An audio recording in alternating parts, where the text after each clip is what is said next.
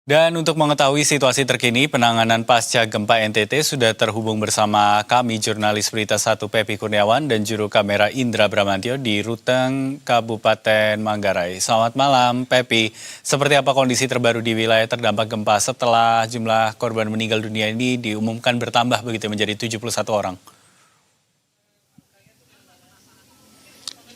Selamat malam Dev dan pemirsa. Saat ini saya berada di posko tanggap darurat bencana gempa bumi Kabupaten Manggarai. Pantauan kami sejak siang tadi, pemerintah Kabupaten Manggarai melalui posko tanggap darurat bencana terus mempercepat penyaluran bantuan tanggap darurat bagi warga yang sampai saat ini masih ada di posko pengungsian.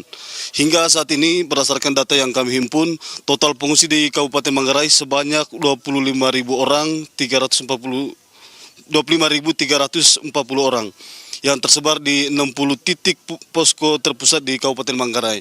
Namun selain 60 posko terpusat, di Manggarai juga untuk warga terdampak mereka mendirikan posko mandiri dan sebagian besar warga masih belum mendapatkan bantuan. Tetapi pantauan kami sejak siang tadi juga bantuan yang masuk ke posko tanggap darurat bencana di Kabupaten Manggarai terus berdatangan dan hingga saat ini tampak di belakang saya tim yang ada di posko Kabupaten Manggarai masih melakukan pendataan untuk mendata semua warga maupun masyarakat terdampak yang baik yang sudah mendapatkan bantuan maupun yang belum, untuk kemudian bagi masyarakat yang belum mendapatkan bantuan akan disalurkan pada beberapa waktu ke depan. Sementara untuk saat ini kebutuhan warga yang paling mendesak selain makanan dan obat-obatan, kebutuhan bayi juga warga di posko pengungsian membutuhkan tenda darurat untuk dijadikan posko pengungsian. Karena posko pengungsian atau tenda pengungsian yang ada saat ini dinilai belum layak sehingga masyarakat atau warga di Kabupaten Manggarai membutuhkan tenda darurat untuk digunakan ke depannya. Karena berdasarkan informasi dari BMKG, hingga saat ini tercatat 3.055 kali gempa susulan. Dengan demikian, maka warga hingga saat ini masih bertahan di posko pengungsian. Demikian. Pepi, Anda sebutkan tadi tenda yang digunakan masyarakat bentuknya ataupun kondisinya kurang layak begitu. Apa yang kemudian menjadi indikatornya? Apakah misalnya ini hanya buatan swadaya masyarakat saja atau mungkin areanya yang kurang luas sehingga kurang bisa menampung lebih banyak orang atau apa sebetulnya? Terkait tenda darurat, untuk di posko terpusat bantuan tenda sudah mulai masuk, seperti ada beberapa posko, misal di Reo, posko Barangkolong, itu sudah ada beberapa tenda yang dinilai layak untuk dijadikan tempat pengungsian, tetapi di beberapa posko lainnya itu masih menggunakan tenda darurat. Karena sejak hari kejadian, masyarakat segera langsung mendirikan tenda darurat mengantisipasi adanya gempa susulan. Karena pada saat kejadian juga, selain rumah warga yang mengalami kerusakan cukup parah hingga rata tanah, sebagian besar rumah warga juga mengalami keretakan.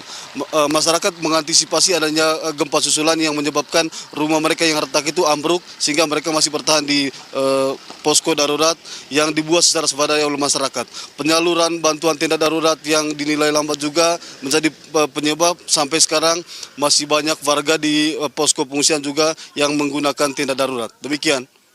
Pepi, kondisinya tentu masih cukup mengkhawatirkan begitu ya kalau dari situasi yang Anda ceritakan tadi. Lantas bagaimana kemudian dengan keberadaan dari relawan yang ikut mendistribusikan? Apakah jumlahnya sudah mencukupi misalnya untuk membantu distribusi supaya bisa lebih cepat? Atau mungkin warga-warga yang sementara ini belum bisa beraktivitas akhirnya diberdayakan juga begitu untuk membantu distribusi dari bantuan untuk para korban gempa ini, Pepi?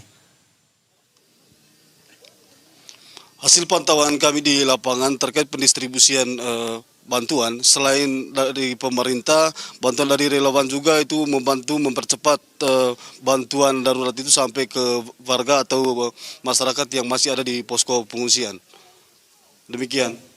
Baik, jadi relawan-relawan juga ada di sana begitu ya untuk kemudian bisa meringankan kondisi dari warga yang saat ini terdampak gempa. Kalau dari pemerintah sendiri, Pepi, apa yang kemudian jadi prioritasnya begitu untuk bisa mempercepat pemulihan warga di daerah yang paling terdampak? Apakah kemudian misalnya berusaha untuk membantu membangun kembali rumah-rumah warga atau memang fokusnya baru ke logistik saja dulu begitu?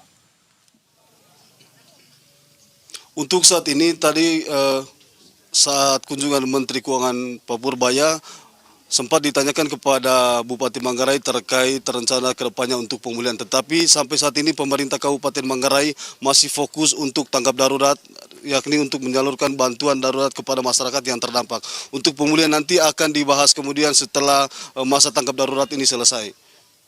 Demikian. Baik, Pepi. Kemudian kalau untuk kondisi-kondisi yang lain, begitu katakan kebutuhan soal listrik, kemudian air bersih, begitu apakah ini bisa dengan mudah tercukupi atau ada kendala-kendala yang dirasakan untuk bisa disalurkan pada warga?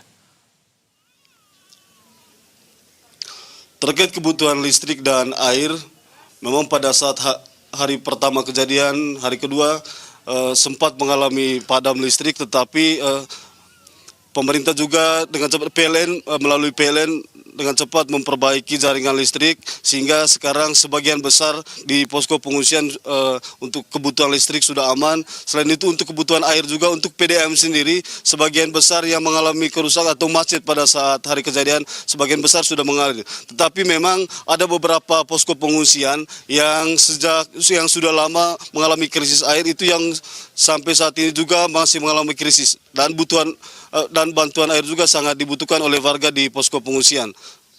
Baik, jurnalis Berita 1 Pepi Kurniawan dan juru kamera Indra Bramantya melaporkan langsung dari Ruteng, Kabupaten Manggarai. Selamat malam rekan-rekan, selamat kembali bertugas dan juga selamat beristirahat untuk malam hari ini.